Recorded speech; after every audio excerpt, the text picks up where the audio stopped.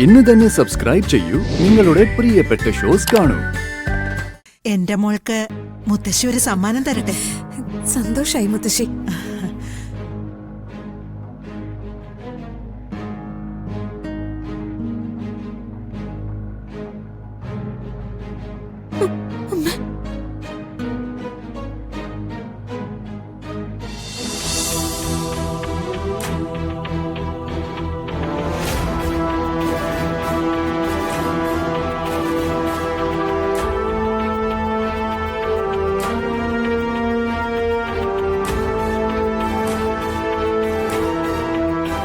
ഞാനൊരു drama കളിച്ചുണ്ടാക്കിയ credit അങ്ങനെ അവള് തട്ടിയെടുക്കണ്ട. മുത്തശ്ശി.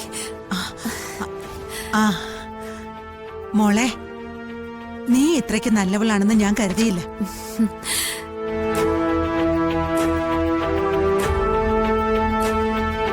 കുറച്ചു കാലം കഷ്ടകാലമായിരുന്നു മുത്തശ്ശി. അത് മാറിയത് കൊണ്ടാ മുത്തശ്ശിക്ക് എന്നോടുള്ള തെറ്റിദ്ധാരണകളൊക്കെ ഇല്ലാതായത്. നിന്റെ നക്ഷത്രഫലവും ജാതകവിധിയൊക്കെ ഞാൻ വൈകിയ മോളെ മനസ്സിലാക്കിയത്. എന്റെ കൊച്ചുമകന് ചേർന്ന പെൺകുട്ടിയാണെന്ന് ഞാൻ പണ്ടൊന്നും തിരിച്ചറിഞ്ഞിരുന്നില്ല.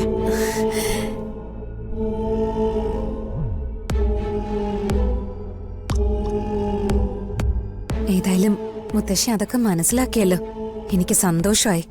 ഞാൻ ഭാഗ്യവതിയാ. അയ്യോ, നീ ഭാഗ്യവതി അല്ല മോളെ, നീ പുണ്യവതിയാ, പുണ്യവതി.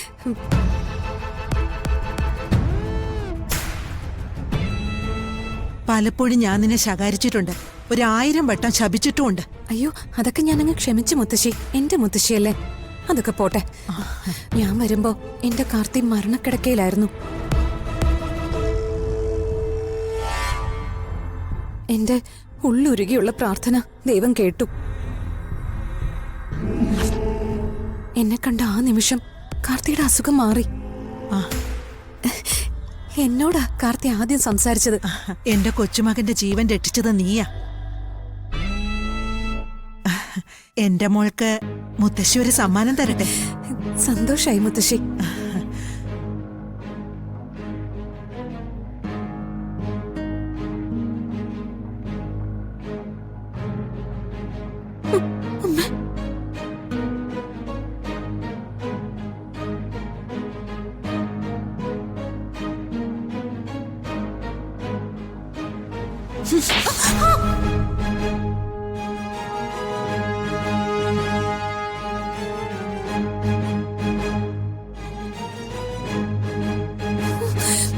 അയ്യോ, കണ്ണീന്ന് പൊന്നീച്ച പറന്നോ?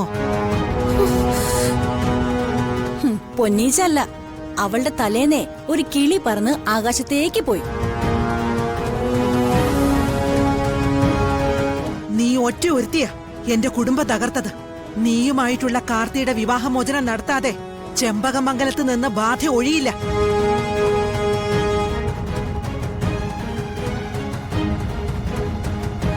നിന്റെ കഴുത്തിൽ എന്ന് എന്റെ കാർത്തി താലി കെട്ടിയോ അന്ന് തുടങ്ങിയതാ ചെമ്പകമംഗലത്തിന്റെ കഷ്ടകാലം.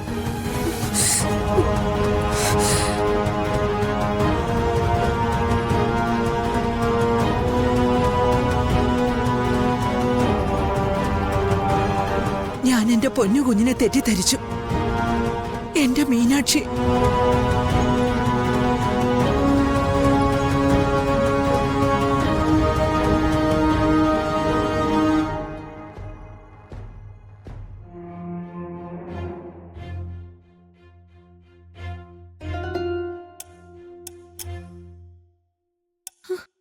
ഇറങ്ങിപ്പോടി.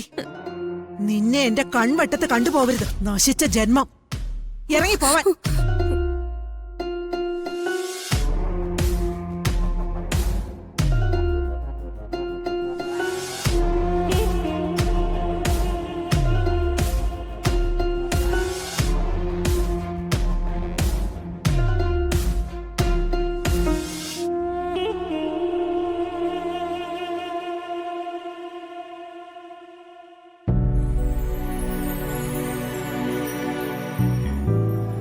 ഇങ്ങ് വാ.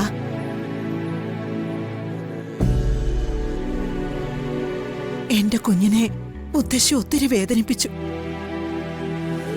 ഒത്തിരി ഒത്തിരി കരയിപ്പിച്ചു. മുത്തശ്ശിയോട് മോളെ ക്ഷമിക്കണം. അയ്യോ മുത്തശ്ശി,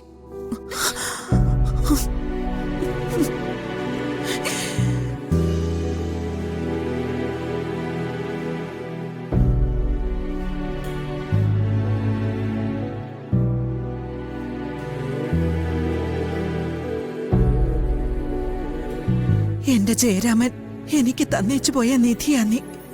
ഞാനതറിഞ്ഞില്ല. മോള് മുത്തശ്ശിയുടെ മാത്രമല്ല, ചെമ്പകമംഗലത്തിന്റെ ഭാഗ്യ, എന്റെ വീടിന്റെ ഐശ്വര്യം.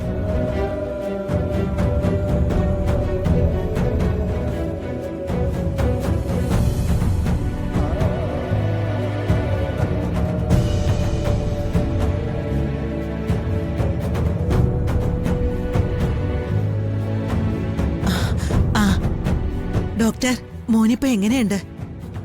ഞങ്ങൾക്ക് വരെ അത്ഭുതമായി. മെഡിക്കൽ സയൻസിന് മേലെ അദൃശ്യമായ എന്തോ ഒരു ശക്തി കാർത്തിക്കിന്റെ കാര്യത്തിൽ പ്രവർത്തിച്ചിട്ടുണ്ട്.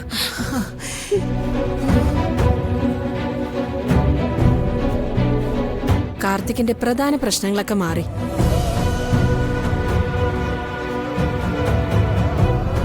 ഇനി ആരോഗ്യം കൂടി വീണ്ടെടുക്കേണ്ടതുണ്ട്. ഇനി എന്ത് ചെയ്യണമെന്ന് പുറകെ പറയാം. Thank you doctor.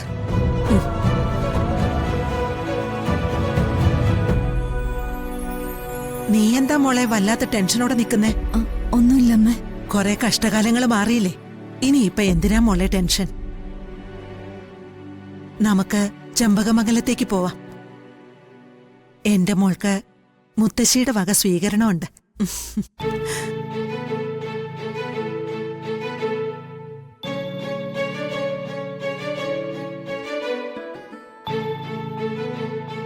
കരയല്ലേ?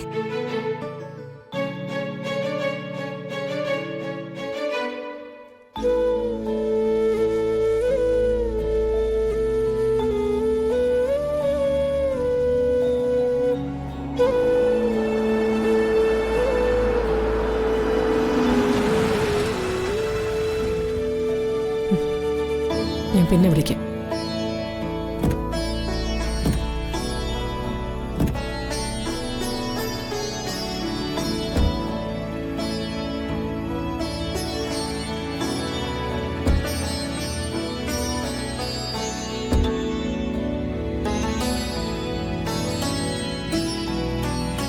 എഴുന്നള്ളിച്ചുകൊണ്ട് വരുന്നുണ്ട് കൊച്ചുമകളെ. സിദ്ധൻ അങ്ങനെ പറഞ്ഞപ്പോ ആട്ടി പുറത്താക്കി. സിദ്ധൻ ഇങ്ങനെ പറഞ്ഞപ്പോ ദേ വിളിച്ച് തിരികെ കയറ്റി.